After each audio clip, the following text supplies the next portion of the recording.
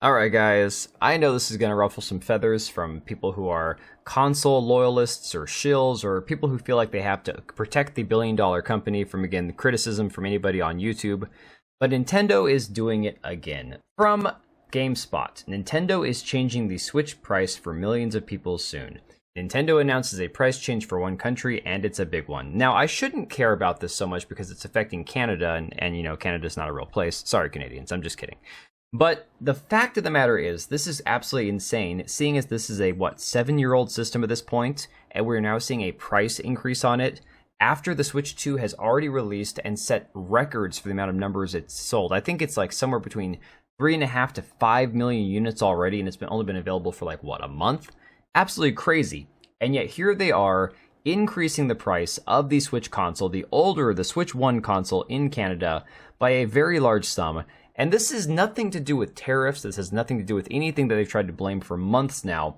It is purely corporate greed by Nintendo. And of course, this is after Nintendo admitted that they have sold far more than they expected to, and they've had to apologize for the quote inconvenience due to the fact that they allegedly didn't expect the console to sell as well as it had. Now, come on, let's be honest about it. Despite the fact that we all said don't buy it, don't pay full price, it's not worth it, it's crazy to spend this much money on a system, we knew people were going to do it. Everybody knew, and Nintendo had to have known that this console was going to sell in record numbers. So to say that, oh, it greatly exceeded our expectations, I'm going to call bull on that. There's just no way. We've also seen, again, talking about this corporate greed from Nintendo, situations where they're charging $80 for digital games. You're seeing this welcome tour game, this tutorial for $10. Now, they're justifying this, saying that it's because of the, quote, amount of care and work put into it. But it just screams corporate greed. There's no other way about it. There's just no way to look at it other than this is just Nintendo trying to milk every last penny they can out of their loyal fan base, of which I have been one for many years. I had every Nintendo console up to the Wii and Wii U. I took a break with those because I'm like, I'm not buying a Wii. That just sounds terrible. Then, of course, I came back and bought a Switch. But still, I can't look at this as anything but Nintendo being greedy in this situation. Now we're seeing the situation with the Switch 2 itself and all of the, I would say, anti-consumer, anti-customer practices Nintendo has escalated and taken into place for this system. From CBR, Nintendo fan discovers just how permanent Switch 2 bans really are. Now, this is kind of a funny story with a sad ending, due to the fact that one of these users in a Reddit post, and it's been confirmed, reported that his sister had changed his username to Twink Link. Now again, pretty funny. I kind of find this hilarious as a prank or whatever. The name is awesome. However, this fully prevented them from accessing any Nintendo servers, which essentially cut them off from playing and downloading digital games that they had previously purchased, over a name change that allegedly violated their user policy. Again, there's no, second chances, no way to appeal this, nothing. They called customer service, and customer service thought it was kind of funny, but they could do absolutely nothing about it. Nothing was done to change this. So they can still play games on the system that they own physically, but their access to the online servers is completely revoked. Absolutely anti-customer practices in play. But this isn't even like the worst of it.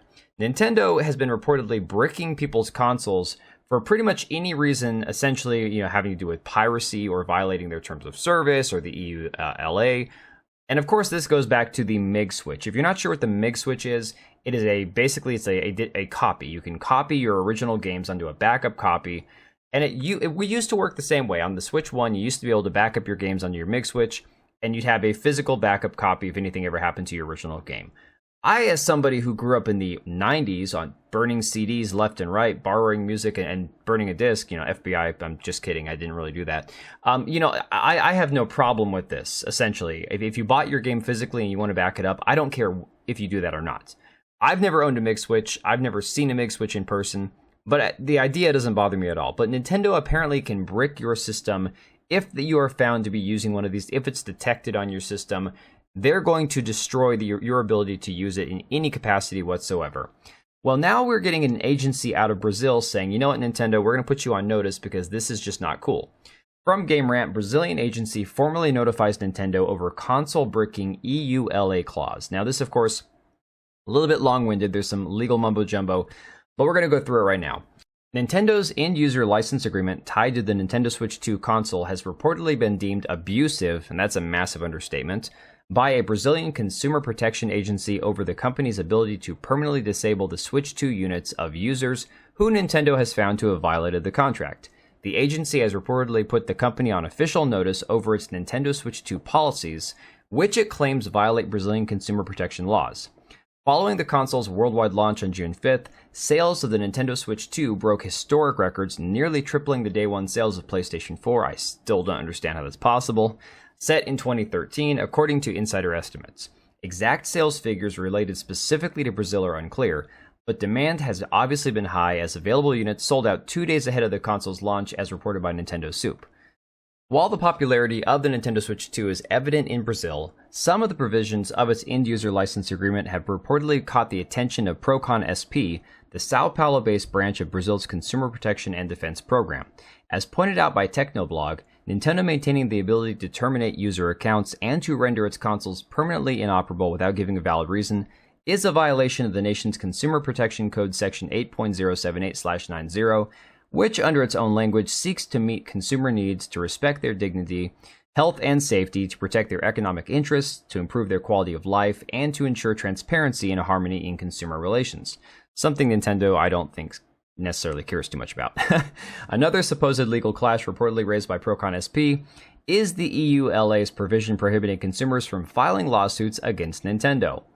Nintendo has maintained that the provisions in question, which were added about a month before the Switch 2's launch, were put in place as anti-piracy measures. Nintendo warned players it could brick their Switch or Switch 2 consoles if any unauthorized modding had been detected, and the nondescript language used in the EULA was likely put in place as a catch-all that could avoid technical loopholes that potential pirates could use to sidestep any specific regulations. The official notification had reportedly been sent to Nintendo on June 26, 2025, and reports state that Nintendo has agreed to officially respond to Procon SP's legal concerns within 20 days of that date. Meanwhile, the license agreement's language has caused other problems in the used console market, as customers have been warned against buying used Switch 2 consoles due to the possibility of Nintendo having already rendered them permanently inoperable. And again, Nintendo's not, foreign to lawsuits. They're not without their experience dealing with different companies and suing people and being sued. Of course, famously going after the devs of Pal World due to a lot of what they claim to be copyright infringements. Even putting a infamous, Nintendo hacker in prison. He went to prison for, I guess, 3 years, got out a little bit early. They wanted him in prison for 5 years. Man's paying $10 million over the course of the rest of his life to Nintendo. And again, I'm not going to say whether or not that's fair or unfair, but I'm absolutely rooting for this Brazilian agency to take the fight to Nintendo themselves, because at this point, they've gotten too big for their own britches. I think that they have been pushing people around, again, with lawfare and with their unfair business practices for too long. And I can't wait to see what comes out of this. I'm hoping that there is actually a lawsuit that forms, an actual bit of discovery that happens. But you let me know what you think down in the comments down below. Are you actually, a fan of this lawsuit? Are you on Nintendo's side for some unknown reason? Let me know in the comments down below, and I'll catch you guys on the next one. Alright, and if you made it this far, thank you so much for watching the video. Thank you for being here.